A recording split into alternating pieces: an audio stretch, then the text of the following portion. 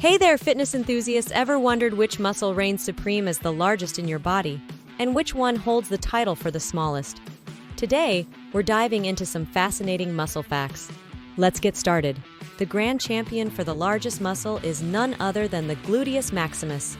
It's the powerhouse behind your movements, helping you walk, run, and even climb stairs. So don't skip those squats. Believe it or not, the gluteus maximus can generate a force of up to 2,000 watts during a sprint.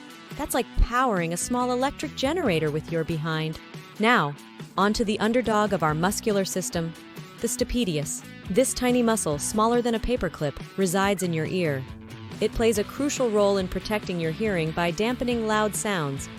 And now, a quick muscle-themed joke. Why did the skeleton go to the party alone? Because it had no body to go with. Laughter is the best way to flex those facial muscles. So there you have it, folks. The gluteus maximus takes the crown as the largest, while the stapedius proves that size doesn't always matter.